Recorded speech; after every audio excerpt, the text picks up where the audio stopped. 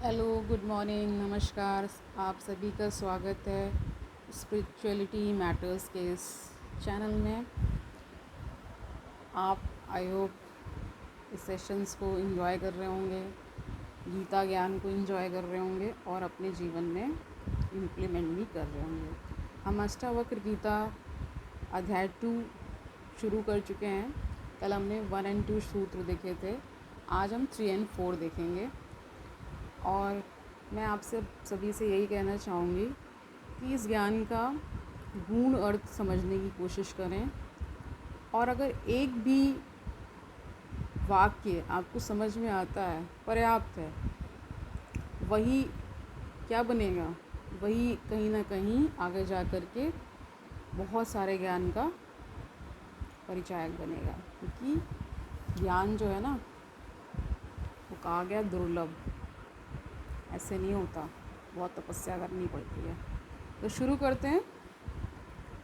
स शरीरो महो विश्वम परित्यज्य मया अधुना कुताक्ष कौशल देव परमात्मा विलोक्यते। और जानते हैं, आश्चर्य है कि शरीर सहित विश्व को छोड़ने के परिणाम स्वरूप थोड़ी सी कुशलता से यानी युक्ति को प्रयोग में लाकर इस समय मुझे परमात्मा का साक्षात दर्शन हो रहा है। हमें पता है कि हम ये सब राजा जनक कह रहे हैं। ठीक है, व्याख्या देखते हैं। इस सूत्र में राजा जनक स्वयं में आए परिवर्तन के बारे में बतलाते हुए कहते हैं कि अब मुझे आत्मज्ञान हो गया है। आत्मा का स्पष्ट रूप कह रहे, आत्मा का जो स्वरूप है वो स्पष्ट हो गया है, वो बता रहे हैं।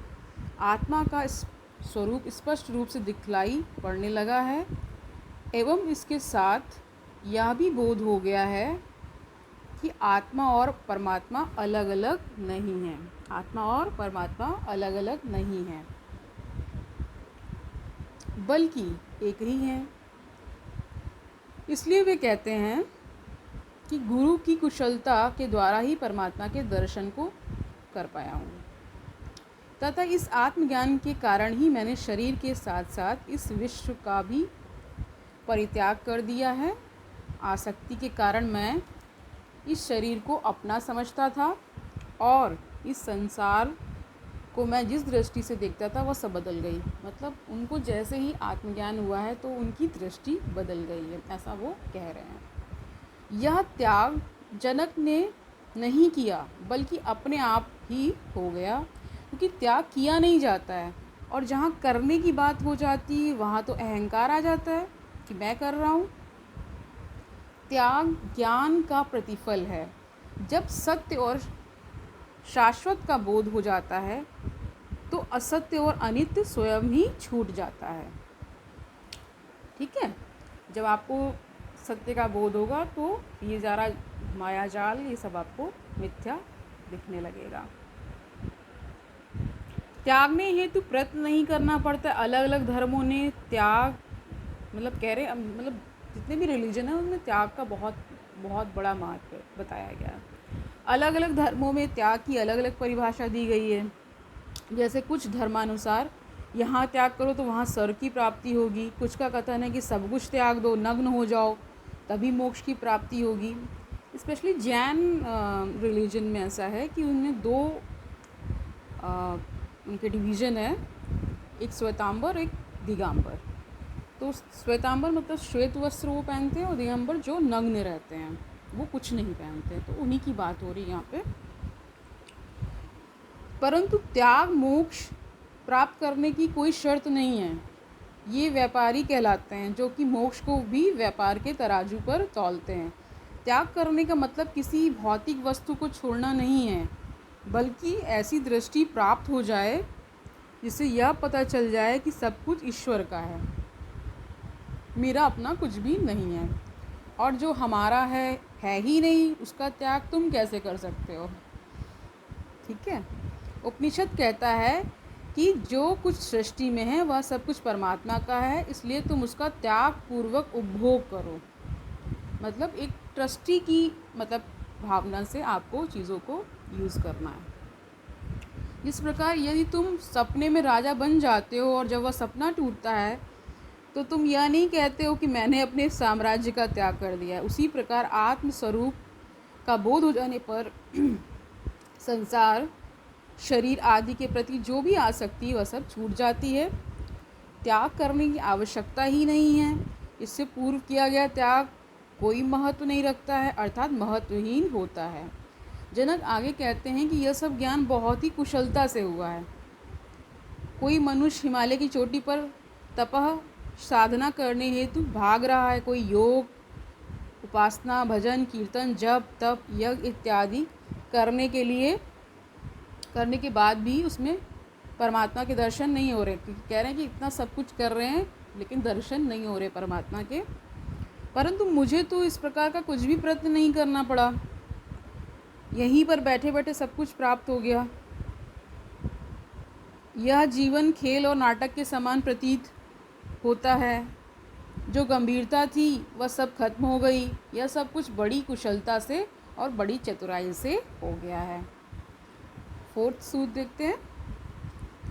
यथा न त्वतो भिन्नास्तरंगाः फेन बुद्धः आत्मनो न तथा भिन्नम विस्मात् आत्म विनिवृतम।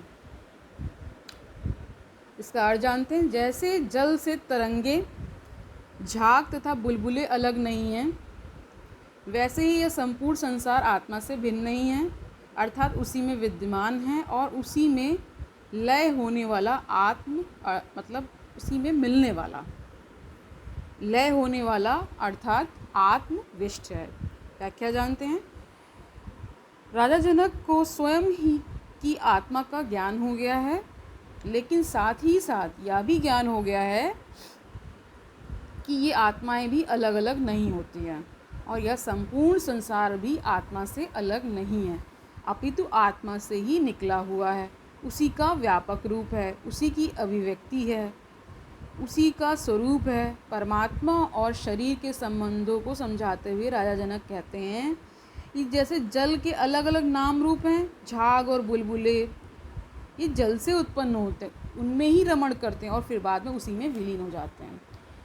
उन्होंने जल का उदाहरण दिया है कि उसके जैसे विविध स्टेट्स हो सकते हैं। मैटर के आप जानते हैं बहुत सारे स्टेट्स हो सकते हैं, लेकिन मूल तत्व तो जल ही है ना, वो कह रहे हैं।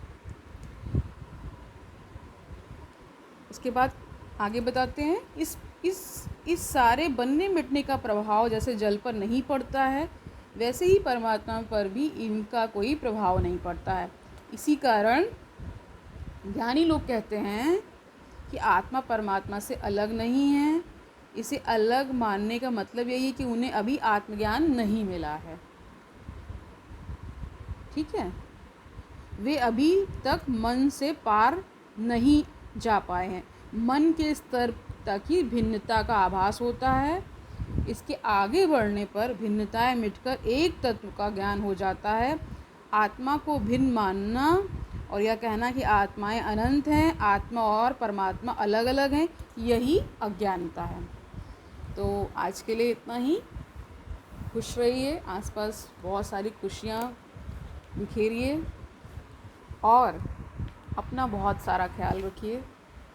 ये जीवन, कहते हैं कि रामचरितमानस में भी कहा गया है कि जो मनुष्य जीवन है बहुत ही अनमोल है, इसका सदुपयोग करिए और भगवत चिंतन में एटलीस्ट 15 मिनट निकालिए। आप, मैं एटलीस्ट कह रही हूँ, उससे ज़्यादा आपके ऊपर निर्भर करता है कि आप कितना देना चाहते हैं। तो आज के लिए इतना ही। हरिओम।